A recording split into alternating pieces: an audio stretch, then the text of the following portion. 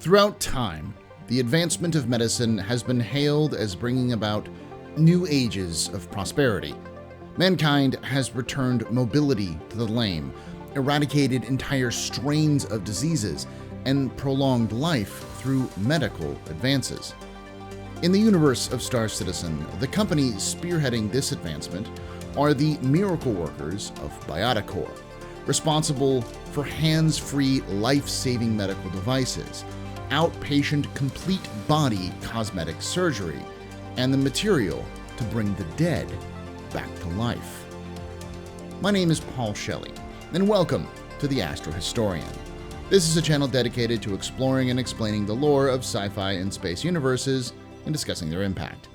Today we'll be talking about the universe of Star Citizen, specifically the story of the medical company Bioticorp. The famed decon lab at the Salinger School of Medicine in Redder, which got its name due to the notorious sensitivity of its hazard detection system and the frequency of which students researching there would be trapped overnight for decontamination, has produced an overwhelming number of scientific advances in the last century. One of these lockdowns would lead to one such advancement and the founding of Bioticorp itself. In 2912, Dio Nicholas was studying the effects of quantum travel upon the precision of surgical assist robots when she found herself, once again, locked in the lab by the triggering of a decontamination alarm, along with Ted Santos, who had only recently transferred to the school.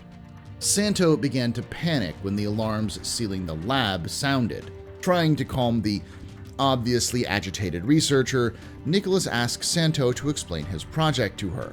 Santo explained that they had received a grant from the Navy to look into Targian disease, a neurological disorder that had been appearing in starmen with long service records. Santo was studying genetic gravitational compression with the hopes of finding a cause.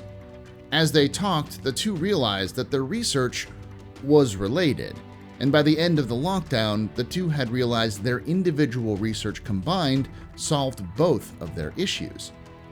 3 years later, doctors Nicholas and Santo released a paper in the Redder Journal of Medicine, proving the connection between genetic gravitational compression that occurs in quantum travel and the increased fatality rates for transporting emergency patients while in surgery. The work was groundbreaking and immediately had an effect on search and rescue protocols. Seeking to capitalize on the valuable discovery, Salinger School of Medicine eagerly invested into the foundation of a private research center that would be run by the pair, and thus Bioticorp was born. The company's first commercial product was a software suite for surgical robots that allowed them to better compensate for the effects of quantum travel and greatly reduced transitory deaths of patients. The suite was almost universally adopted, and Bioticorp reinvested all the profits in additional research, solidifying what would become the company's reputation for consistently pushing medicine forward. For over 30 years, they've been working with the top researchers and doctors from multiple disciplines to pioneer unique and advanced medical technologies and improve the quality of care for everyone in the empire. They even recently moved into a massive new state-of-the-art facility outside of Candelore on Reese, in a move to expand from software to hardware. Along those lines, their biggest visible advancement in the swap over was an entirely autonomous surgical suite called the AutoDoc. This medical platform may utilize the same nanite technology which is present in the CureLife Pyramid device, with much more power and precision, allowing for everything from basic first aid to complex surgery to near-fatal injuries to be repaired without a doctor present. You see, this technology allows for specifically programmed nanites to be beamed, possibly using modern tractor beam tech, into a patient even while the patient is fully clothed, due to their microscopic size.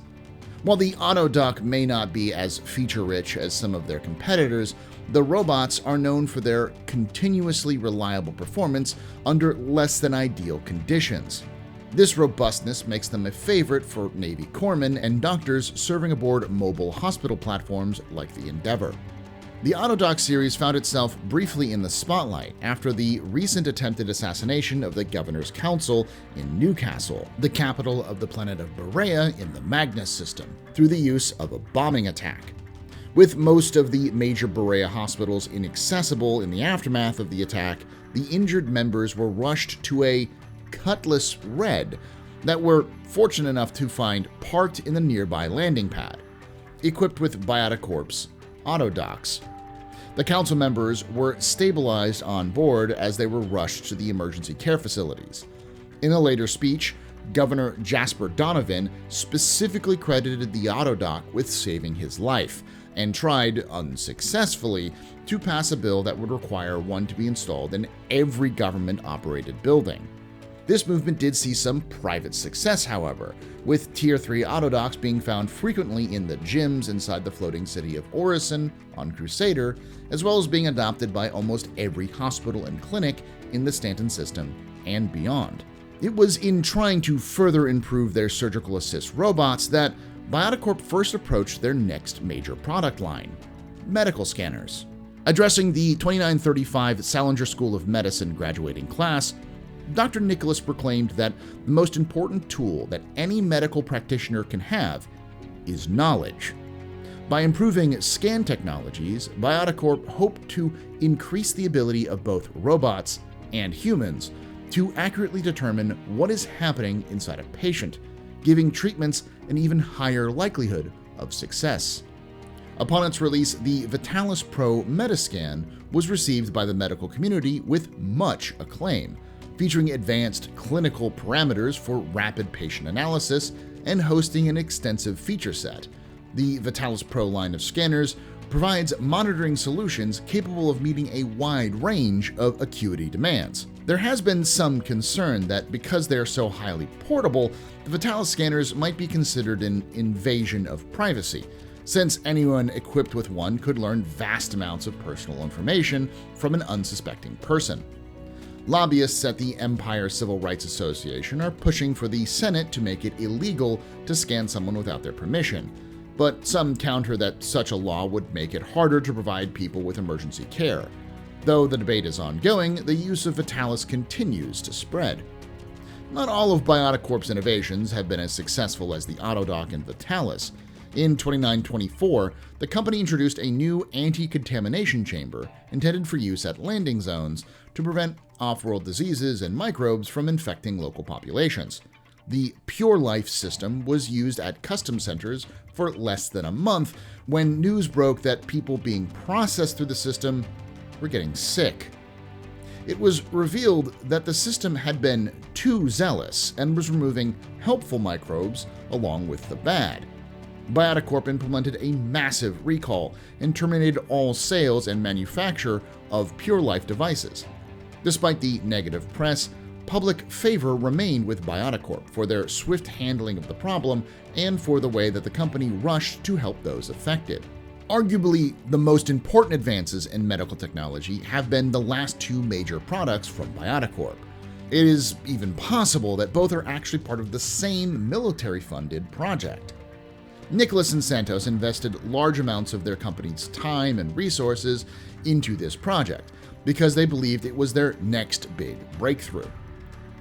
Headed by Bioticorp's chief medical engineer, Livia Haskell, this project is a full-body diagnostic and surgical system that has a variety of applications in reconstructive and cosmetic surgery.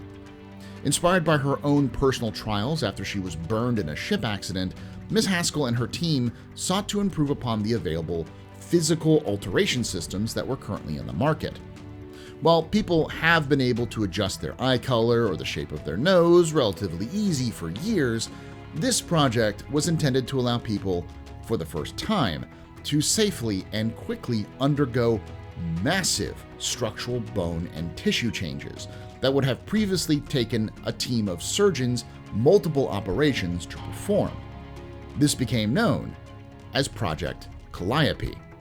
After a successful presentation to the Senate and High Command by Dr. Santos and Ms. Haskell, Calliope was adopted for early trials by the military with impressive results. Starmen, who a short while ago would have had to face life with debilitating scars, can now be repaired back to normal, or if the starman prefers, even better than before. With such positive feedback, Calliope is now beginning to make its way into the civilian medical centers for the first time. Patients who've experienced the device firsthand have described it as life-changing. It is likely because of Project Calliope that the next innovation has taken off to such a degree. While Calliope was changing lives, another scientist's effort to restore the lives of those with severe brain damage led to the unexpected creation of what is known as the Ibrahim sphere, a full imprint of both biological and neurological data. There were limitations to this technology, though. You couldn't transfer the print into another body, especially when the person is still alive, as there is an active connection between the imprint and the person. However, when the connection was severed upon death of the person, it was theoretically possible to bring them back, so long as they had an identical body to their old one. Cloning had been outlawed by the UEE, and the process took too long as the print would degrade over time. This is when Bioticorp came forth with their newest revolution in health science. They had developed a new rapid bioprinting technology, which used a serum that would grow back parts of the human body in mere moments. When combined with the data from the Ibrahim sphere, this allowed for the perfect recreation of a living person at the moment of their death. This became known as regen serum. It was first successfully utilized to bring someone back from the dead in 2949. A year later, when Leilani Addison ascended to the imperatorship, she authorized trillions of credits into making the technology as widely available as possible, going so far as to make the specifications for the Ibrahim sphere public, so that multiple companies could produce the scanners and bioprinters needed. As a result, today, while regeneration process remains costly, even the lowliest space station is equipped with an imprint-capable medical scanner, and billions of lives have been saved. From surgical software to life-changing cosmetic surgery, and from rugged frontier autodocs to returning the dead back to life, Bioticorp has fundamentally changed what it means to be a human in the 30th century. Even today, the company's founders strive to keep Bioticorp on the cutting edge of new advancements in medical technology. So whatever lies in store for these modern miracle workers, it is sure to bring prosperity to all who encounter it. I'd like to thank you for watching, and if you enjoyed this video, think about hitting that like button and subscribing for more content and hitting the bell icon to be notified when these release. I'd also like to thank those on screen now for supporting the channel financially. If you want to throw in a few credits, think about becoming a member on YouTube. And if you want a bit more for your contribution, join the Ko-fi or Patreon. Patreons and Ko-fi members get early, ad-free access to all videos, including exclusive early access to my long-running Complete History of Star Citizen lore series, which number 4 should be released at the end of this month for Patreons. Check those out now in the top right if you want to know what you're getting. Now I want to hear your thoughts on this and any other lore topics in the comments below. And as always, remember, ex historia ad astra.